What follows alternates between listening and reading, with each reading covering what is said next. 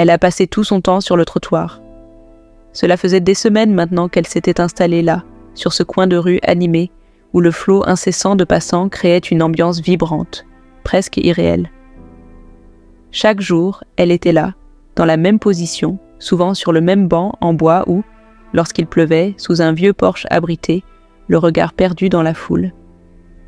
Il y avait quelque chose de fascinant dans ce chaos organisé, ce ballet humain qui se jouait sous ses yeux. Elle les observait sans un mot, sans jamais s'impliquer, comme une silhouette invisible parmi les autres. Elle n'était pas une sans-abri. Non, ce n'était pas ça. Elle n'avait pas été réduite à vivre sur le trottoir par la pauvreté ou la misère. Elle était simplement là, à chercher quelque chose, sans savoir vraiment quoi. La vie de la ville l'avait attirée, peut-être par ennui, peut-être par désir de fuir une réalité trop lourde à porter. Les visages qui défilaient chaque jour avaient quelque chose de captivant, comme si chacun portait une histoire qu'elle ne pouvait jamais connaître. Et peut-être que c'était ça. En fin de compte, elle voulait comprendre ces vies effleurées par le temps, ces existences qui se croisaient et se séparaient en un clin d'œil. Elle se souvenait, il y a quelques mois à peine, d'avoir vécu dans une maison tranquille à la périphérie de la ville.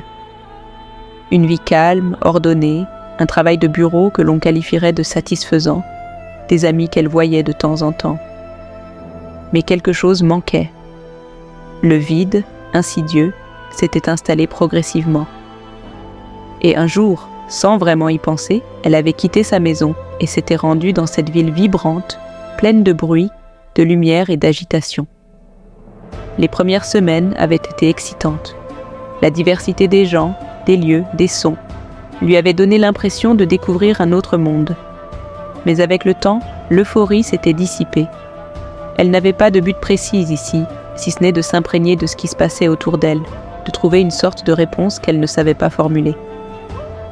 Le trottoir était devenu son lieu de prédilection. Là, elle se sentait à la fois observatrice et absente, faisant partie du décor sans jamais y appartenir vraiment. Elle avait observé les gens se croiser, se saluer, se disputer, s'aimer parfois, sans jamais intervenir. Il y avait les étudiants pressés, les jeunes couples main dans la main, les travailleurs fatigués qui traînaient les pieds, les enfants courant après un ballon. Mais ce qui la fascinait le plus, ce n'était pas ce qu'ils faisaient, mais ce qu'ils étaient. Elle s'interrogeait sur leurs vies intérieures, sur les pensées qu'ils cachaient derrière leurs sourires et leurs regards. Elle se demandait ce qu'ils ressentaient en ce moment précis. Quelque part, peut-être, elle cherchait un écho à ses propres interrogations. Un jour, un homme s'arrêta près d'elle. Elle n'avait pas remarqué sa présence avant qu'il ne la salue d'un léger sourire. Un petit sourire de reconnaissance, comme si, d'une manière ou d'une autre, il savait qu'elle faisait partie du décor. « Vous êtes là tous les jours », dit-il doucement, comme pour briser la glace. Elle haussait les épaules. « Oui, je viens ici. J'aime observer les gens. »« Et vous ne vous ennuyez pas ?» Elle hésita un instant. « Je crois que l'ennui est une illusion.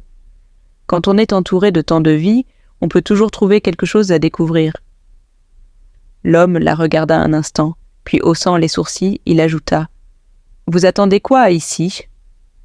Elle le fixa un moment, surprise par la question. Ce n'était pas une question que l'on posait habituellement. D'un certain côté, elle avait toujours évité d'y répondre ou même d'y penser. Mais cette fois, l'interrogation résonna d'une manière différente. Il fallait qu'elle réponde, et cette réponse allait peut-être changer quelque chose en elle. « Je crois que je cherche quelque chose, mais je ne sais pas quoi, » dit-elle finalement, d'une voix presque inaudible. L'homme sourit, comme s'il comprenait quelque chose qu'elle-même n'avait pas encore saisi.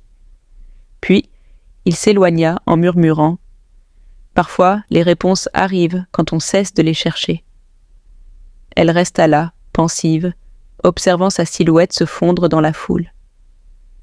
Il avait raison, d'une certaine manière. Elle avait cherché des réponses dans des endroits trop bruyants, dans des conversations futiles, dans des livres qui ne faisaient que masquer le vide. Peut-être que tout ce qu'il fallait, c'était simplement laisser le temps faire son travail, comme le flot des passants qui, à chaque instant, viennent et partent, sans que l'on y prête vraiment attention. Elle se leva lentement du banc et marcha sur le trottoir, se mêlant à la foule, mais cette fois, d'une manière différente.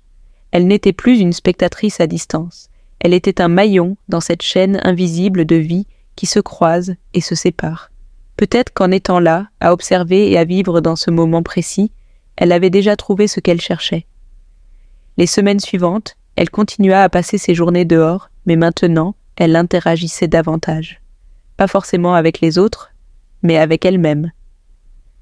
Elle avait appris à accepter le fait que certaines réponses ne viendraient pas immédiatement, et que la vie, comme le trottoir, avait son propre rythme, ses propres détours. Elle apprenait à apprécier ces moments suspendus, ces instants où l'on est simplement là, sans but précis, mais pleinement vivant. Elle comprit enfin que, parfois, il ne s'agissait pas de chercher une réponse, mais d'accepter d'être simplement là, avec les autres, et de laisser la vie se dérouler comme elle le souhaitait. Les jours passaient, et chaque matin, elle retournait au même endroit, comme si quelque part, ce trottoir avait fini par devenir son point de repère. Mais contrairement à ce qu'elle aurait imaginé, les jours n'étaient pas tous les mêmes. La foule changeait. Certains visages qui lui étaient familiers disparaissaient pour toujours. D'autres réapparaissaient de temps à autre, portant leurs traces du temps.